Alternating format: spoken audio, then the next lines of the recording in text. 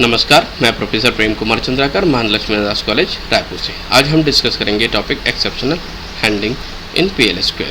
PL/SQL के programme बनाते समय अगर किसी प्रकार की एक्सेप्शन अगर ऑकर हो जाती है रन टाइम पर जब एक्सेप्शन ऑकर होते हैं तो उसे कैसे हैंडल किया जाता है। तो सबसे पहले तो हम ये देखते हैं कि एक्सेप्शन होता क्या है।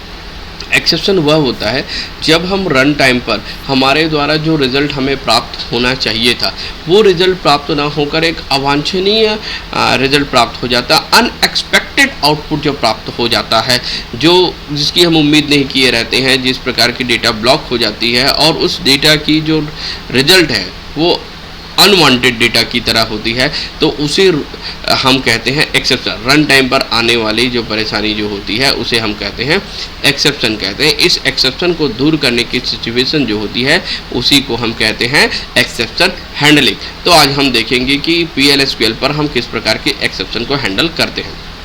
एक्सेप्शन होता क्या है? Exception is a run time error. Exception run time error होता है।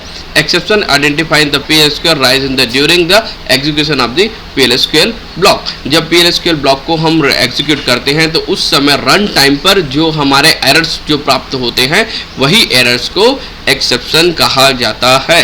Once a exception arise it determine the main body of action perform by the PL/SQL block. अगर एक बार एक्सेप्शन आ जाता है तो वह PL/SQL ब्लॉक को सीधी तरीके से इफेक्ट डालता है। A PL/SQL block immediately terminate the PL/SQL raise and the exception by specify the exception handler. अगर PL/SQL ब्लॉक में किसी प्रकार की एक्सेप्शन उत्पन्न हो जाती है और हमें मालूम चल जाता है कि यहाँ पर एक्सेप्शन उत्पन्न होने वाला है, तो यूजिंग द एक्सेप्शनल हैंडलर हम उस एक्सेप्शन को दूर कर सकते हैं। We can avoid and terminate the exception. हम एक्सेप्शन को टर्मिनेट तथा अवॉइड कर सकते हैं। Method to raise an exception. Exception को दूर करने के लिए किस प्रकार से हम उपयोग करते हैं। An oracle error occur and associated the exception is raised automatically or implicitly by oracle। oracle में exception जो है automatically या implicitly तरीके से उत्पन्न हो सकती है। Raise the exception explicitly by issuing raise the statement within the executable block। अगर आपका जो एक्सेप्शन है वो एक्सप्लिसिटली यानी कि आपने जो कोडिंग किया था उस कोडिंग में आपके द्वारा जो परेशानी पैदा की गई थी, आपके द्वारा जो कोडिंग में जो लॉजिकली जो मिस्टेक किया गया था उसके कारण जो एक्सेप्शन पैदा होते हैं उसे हम कहते हैं एक्सप्लिसिटली। जैसे कि a integer value is division by the zero. अगर किसी इंटीजर वैल्यू को हम जीरो से डिवाइड कर रहे हैं तो यहाँ पर अरिथमेटिक एक्सेप्शन उत्पन्न हो जाती है। The rise exception can be either user defined और प्री डिफाइंड। यूजर डिफाइंड भी हो सकता है, प्री डिफाइंड भी हो सकता है। तो जो एक्सेप्शन किस प्रकार से ऑकर होता है ये हमने अभी देखा। अब इसी एक्सेप्शन को दूर कैसे किया जाता है। Exceptional handling can be happen in two way. दो प्रकार से हम एक्सेप्शन को दूर कर सकते हैं। जो पहला तरीका है वो है एक्सेप्शन ट्रैपिंग।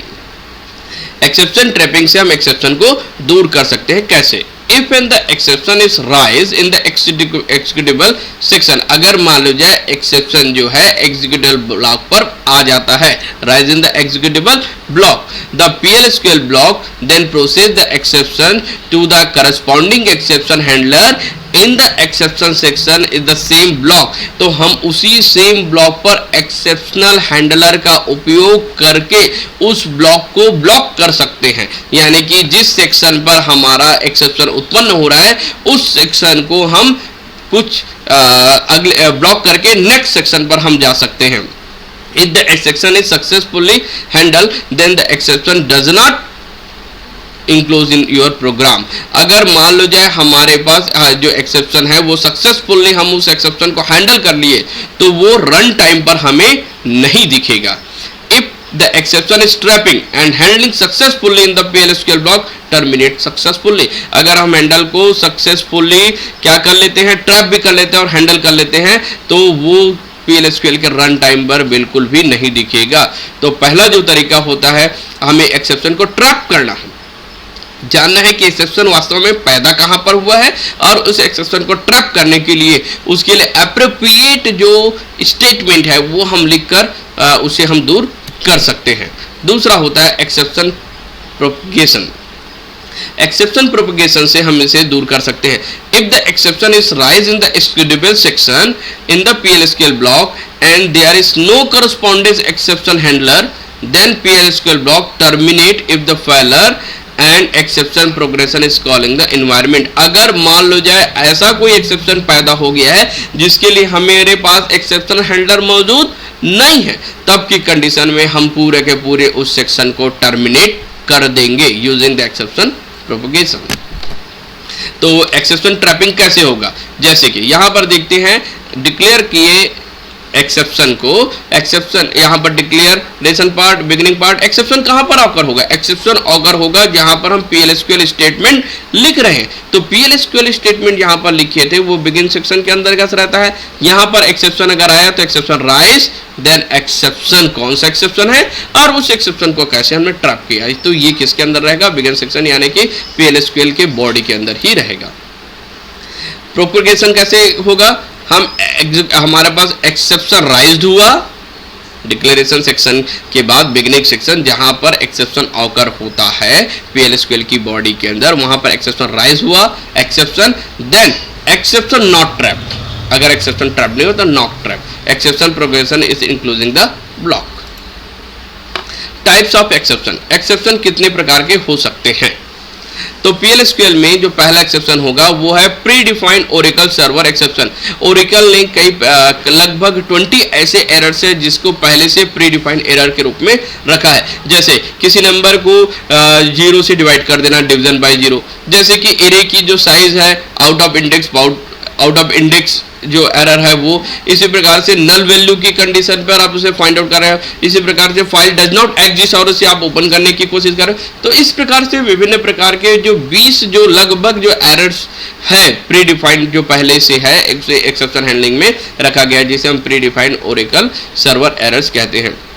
इसके अलावा non pre defined Oracle server error, if it is other standard Oracle server, अगर वो दूसरे ओरेकल सर्वर के अंतर्गत से जब एरर्स आते हैं वो होते हैं। और तीसरा होता है user defined error, it may be conditionally, जब डेवलपर जब प्रोग्राम डेवलप करता है तो उस समय उसके द्वारा किसी प्रकार के एबनॉर्मल जो प्रोग्रामिंग कर दी जाती है या एबनॉर्मल बिजनेस रूल्स के कारण वो जो एक्सेप्शन आते हैं वो कहलाता है यूजर डिफाइंड एरर्स। तो हम देखते हैं कि एरर ट्रैपिंग एक्सेप्शन को कैसे दूर किया जाएगा। तो सबसे पहले हमने सिंटैक्स लिखा, सिंटैक्स जिसके अंदर एक्सेप्शन के अंदर, तो ट्रैपिंग एरर्स एक्सेप्शन में एक्सेप्शन को ट्रैप कैसे किया जाएगा वो देखते हैं। तो इसके लिए सिंटैक्स हम देख रहे हैं, सबसे पहले exception, then when the exception, किस प्रकार के एक्सेप्शन आया है, देन उसकी जो एक्सेप्शन को दूर करने की जो स्टेटमेंट है वो, व्हेन द अदर, जो उसके बाद एक्सेप्शन के बाद का जो स्टेटमेंट होगा वो। तो सबसे पहले एक्सेप्शन कौन सा है उसको फाइंड आउट करना है, उसके लिए कौन सा हमने स्टेटमेंट लिखा उसको सॉल्व करने के लिए, then after next statement. Error trapping को दूर करने के लिए जो एक्सेप्शन को ट्रैप करते समय जो गाइडलाइन है वो होगा कि others in exceptional handler clause in the trap unspecified exception, unspecified जो एरर्स है उसको हमें ढूंढना है। दूसरा जो है वो है begin the exception handler section block in the keyword exception, exception keyword का यूज करके हम इसे लेते हैं। पहले एक्सेप्शन कीवर्ड हम कहाँ पर लगाएंगे, जहाँ पर हमें एक्सेप्शन प्राप्त हो रहा है वहाँ पर हम एक्सेप्शन कीवर्ड लगाएंगे, उसके नीचे एक्सेप्शन कीवर्ड के नीचे में एक्सेप्शन को हम डिफाइन करेंगे, उसके नीचे देन एक्सेप्शन हैंडलर की जो वर्ड्स है उसे हम रखेंगे और उसके एप्रोप्रिएट स्टेटमेंट हम वहां पर लिखेंगे। एक्सेप्शनल हैंडलिंग जो होती है वो प्री डिफाइंड जो एक्सेप्शन रहेंगे उसको हमें लिखने के लिए हमें अलग से एप्रोप्रिएट स्टेटमेंट लिखने की ज़रूरत नहीं है, बल्कि हम वहाँ पर लिखेंगे एक्सेप्शन के पश्चात एक्सेप्शन का जो जहाँ पर एक्सेप्शन आया है वो, और उसके नीचे जो प्री डिफाइंड एक्सेप्शन है उसको हम कैच करेंगे और वो हमारा एक्सेप्शन कैच हो जाता है। फॉर एग्जाम्पल यहाँ पर देते हैं, हम SQL लिए हैं, यहाँ पर इस स्टेटमेंट में प्रोग्राम में A एक वेरिएबल है, B एक वेरिएबल है जिसकी वैल्यू रन टाइम पर हम डालना चाह रहे हैं। यहाँ पर A divided by B, DBMS में आउटपुट कैसे प्राप्त होगा, यहाँ पर एरर किस प्रकार से प्राप्त हो सकती है? अगर a की वैल्यू आपने 10 दिया और b की वैल्यू 0 दिया, दैट मीन्स 10 डिवाइडेड बाय 0, तो यहाँ पर डिवीजन बाय 0 एक्सेप्शन आ सकता है। तो एक्सेप्शन कौन सा आ सकता है? 0 डिवाइड। तो इसलिए इसका आउटपुट कैसे आएगा? जो एरर डिवीजन बाय 0 होकर इस प्रकार का आउटपुट आएगा। ये प्री डिफाइंड एक्सेप्शन है। इसी प्रकार एक्सेप्शन ट्रैपिंग यूजर एक्सेप्शन में जो डिक्लेयर करते समय पहले एक्सेप्शन का नेम डिक्लेयर कैसे करेंगे? एक्सेप्शन का नेम, यूजर डिफाइंड एक्सेप्शन में एक्सेप्शन का नेम, उसके बाद जो एक्सेप्शन राइज हो रहा है उसका नेम, देन आफ्टर उसकी रेफरेंस कि उस किस प्रकार का एक्सेप्शन को सॉल्विंग करने के लिए क्या हमने रेफरेंस दिया। जैसे कि डिक्लेरेटिव सेक्शन के अंदर एग्जीक्यूटिबल पहला जो आपका एक्सेप्शन नेम हो डिक्लेरेटिव सेक्शन का हो गया, राइज एग्जीक्यूटिबल सेक्शन, और उसके बाद एक्सेप्शन हैंडलिंग सेक्शन। तो यूजर डिफाइंड एक्सेप्शन से द्वारा भी हम यूजर डिफाइंड एक्सेप्शन को भी हम एरर ट्रैपिंग के द्वारा हम इसको भी दूर कर सकते हैं। इसके लिए सिंटेक्स कैसे रहेगा? एक्सेप्शन आइडेंटिफायर एक्सेप्शन, एक्सेप्शन को क्या करेंगे? आइडेंटिफाई करेंगे। देन आफ्टर यहाँ पर जो हमारे एक्सेप्शन को दूर करने के लिए जो रेफरेंस होंगे उसके करस्पॉन्डिंग जो स्टेटमेंट रहेगा उसे हम लिखेंगे। एक्सेप्शन में दूसरा होता है प्रोपोजिशन, जिसमें हमने बात किया था कि हम उस स्टेटमेंट को टर्मिनेट करके आगे बढ़ सकते हैं। तो यहाँ पर देखिए हमने डिक्लेयर किया एक वेरिएबल स्ट्रिंग, यहाँ पर हमने यह this is the test line, और उसे हम जो वैल्यू है हमारा स्ट्रिंग का जो रन टाइम पर लेंगे हम उसे शो करना चाहते हैं। किस प्रकार का exception? When invalid number of value, यहाँ पर जो वैल्यू है नंबर जो स्ट्रिंग था वो अगर इनवैलिड है तो इस प्रकार की एरर इसमें प्राप्त हो गए, एन एरर राइज।